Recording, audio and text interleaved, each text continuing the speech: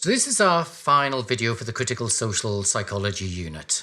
And back in my first video, I told you that we had 4 topic areas to cover and 2 themes. The 4 topic areas were mental illness, disability, sexuality, and First Nations people. And the 2 themes were social support and social power. So let's look to see how we covered all of that in the unit.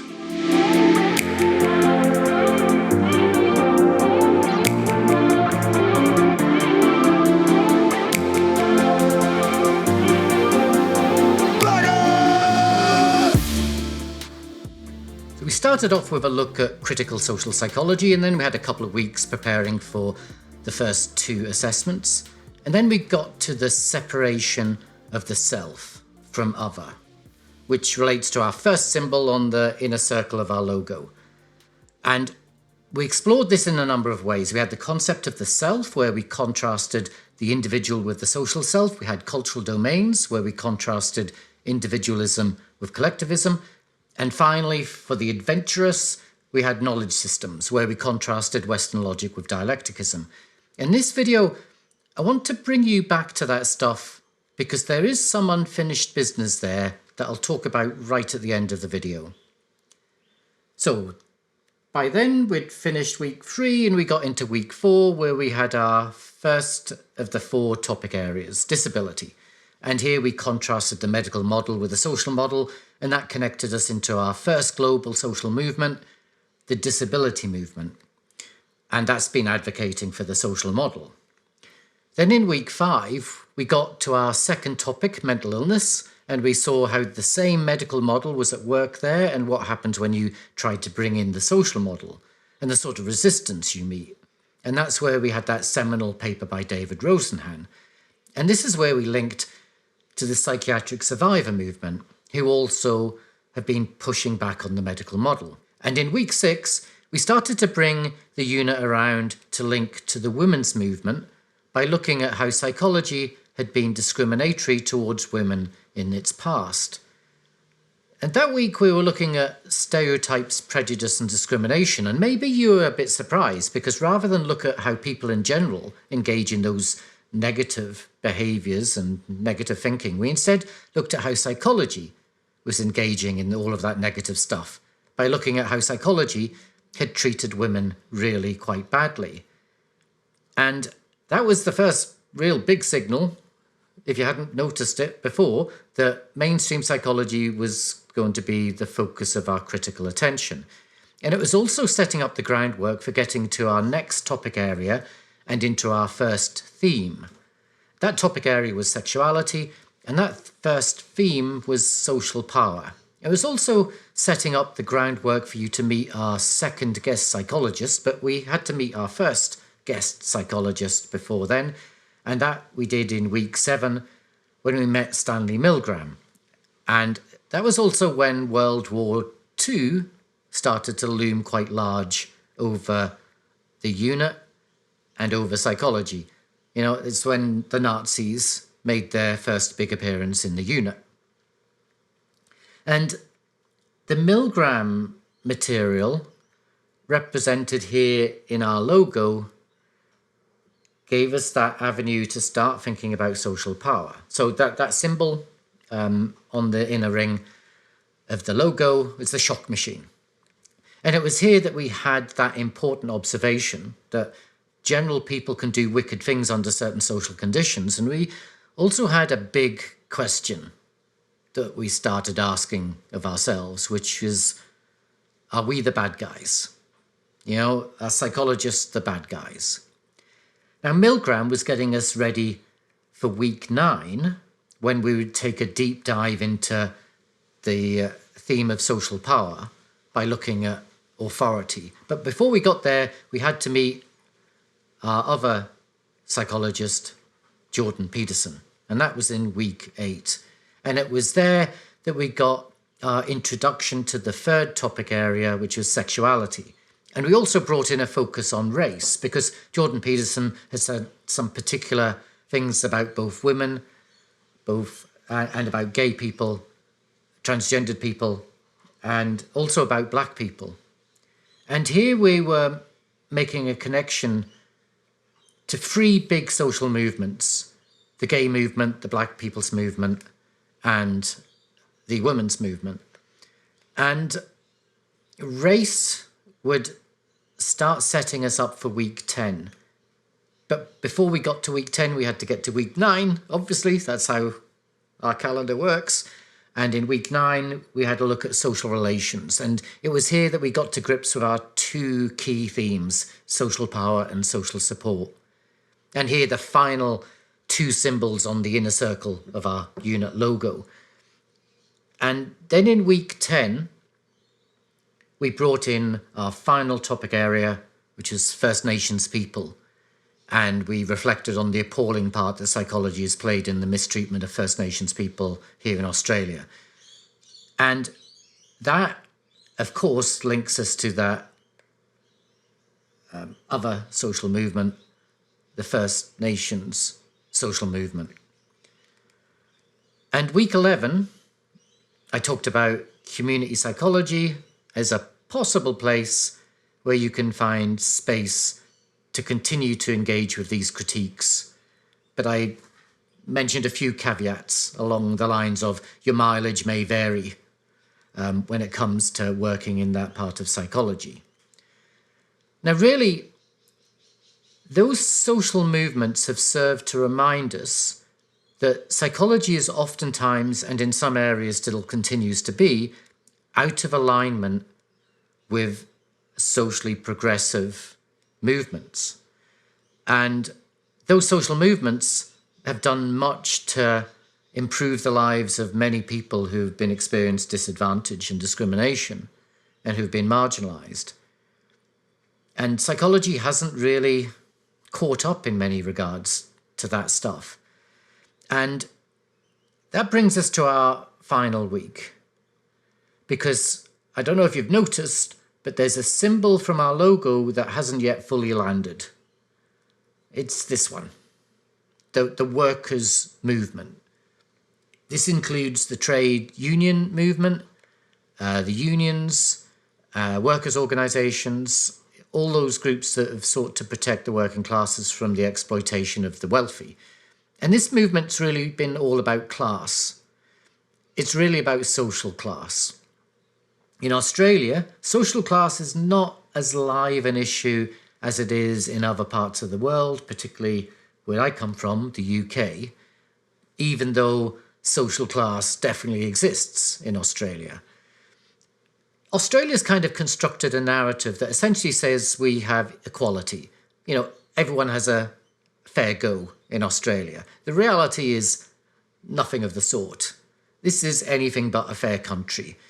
The Australian Institute has cited in 2023 how 90% of Australians receive just 7% of the benefits of economic growth, while 10%, the top earners, receive 93% of that benefit. And this reflects the large income and wealth inequalities that we have in Australia. But it's much more unequal in countries like the US.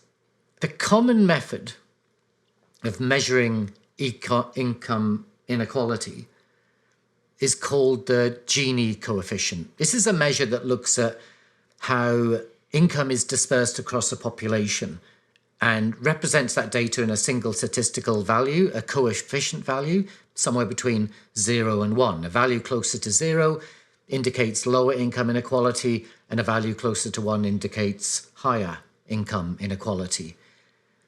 And in this graph, we see where Australia sat in 2018. It's in the top half in regards to inequality. It's among the most unequal. Not the most unequal, but it's sitting there in that top half of the most unequal societies. Now, there are two reasons why I want to bring this in at this point. Data like this gives us an idea of the level of inequality that exists in countries like Australia and elsewhere. And actually, all of the topic areas that we've discussed have been about social inequality, the way people diagnosed with a mental illness, people categorized as disabled, gay people, and First Nations people are treated unequally and have less favorable social and economic outcomes as a result, which leads them to experience income inequality and social disadvantage.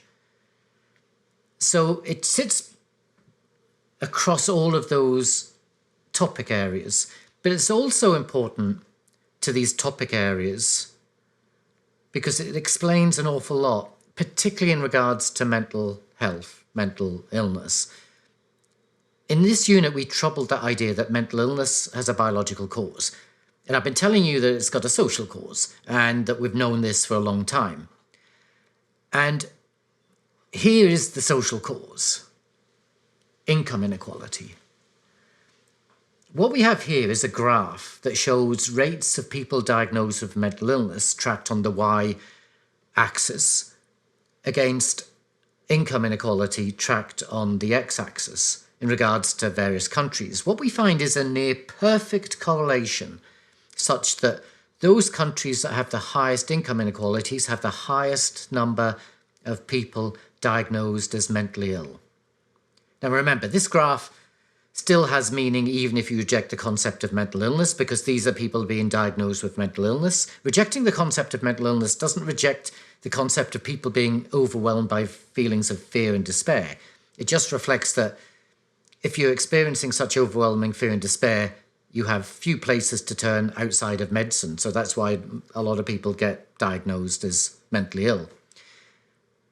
Now, this is a really important area of work. And if you want to learn more about it, about the impact of income inequalities and how income inequalities can explain an awful lot of things that psychology has sought to explain and has got wrong, there's a couple of really good books, and particularly by Richard Wilkinson. So I'd recommend these. These are things to read after the unit. You know, if you want to think more about the stuff that we've been looking at, and if you want to find that social cause for poor mental health, well, these are the books to turn to. So Richard Wilkinson has done really important work in this area. And the main thesis of his work, and the two texts that I'm putting up here, is that the key determinant for poor health in the West is income inequality. And the key reasons for the social troubles experienced in the West is income inequality. It's not things like, so health, this surprises people. Poor health, the major determinant for poor health is not diet, it's not lifestyle choices, it's not about biological predetermination, genetic predisposition, all of that stuff. All of those things are very weak in explaining poor health at a population level. The thing that is the major factor that has the explains it rather well is income inequality. Look, I'm going to have to stop it because this is going to start into a new unit. But there you go. That's what I want to leave with you on the unit, so you can go have a look at those things, because this stuff undercuts everything we've done on the unit. Now, the final parts of our logo, those outer circles, were just our university branding, and they're just placeholders for the symbols that sat there on the social movements and the symbols that represented those themes of our unit. And there's one last thing about the logo, which is the Earth. And we've seen it come into play. We've seen the Earth come into play in a couple of ways. We saw it come into play when we were taking a cultural perspective. So thinking about how psychology looks to people who don't share our cultural perspective. So psychological knowledge can look a bit odd if you come from certain parts of the world. And if you're looking at things from an individualistic culture in countries where individualism is dominant, then psychology looks fairly sensible. But mainstream psychology looks very odd if you're in countries where collectivism is more pronounced. So say countries in Asia, Africa, Central South America, and so on. But there was another thing, and you saw it briefly in one of the videos, So we touched upon it, but we didn't go into it in too much depth. And that's climate change. This is going to be the biggest challenge we face. We've never faced anything like it. And the question is, how might psychology respond to this new challenge? It's a challenge that goes way beyond the level of the individual. But the early signs are that psychology is kind of plodding along in its usual way, stuck in that individualized way of thinking. So here with the Australian Psychological Society, this is how the APS seems to be responding at the moment. It's about trying to focus our attention on how people understand climate change, the sort of coping mechanisms people use to get used to climate change. And there's actually a lot going on at looking at how you can change individuals' attitudes about climate change. And how do you talk to children about climate change? And how do you cope with the distress caused by climate change? How do you deal with the burnout of all of the worry and all of that distress? And what you can do as an individual in relation to climate change. It's all about the individual. It's all stuck at that level of the individual. But we have to move beyond the individual, because this is not an individual issue. This is not an issue that is going to pivot on individuals changing. This is something that needs fundamental societal change at a global level. And this connects back to that first topic, the separation of the subject and object. I told you I'd get back to that.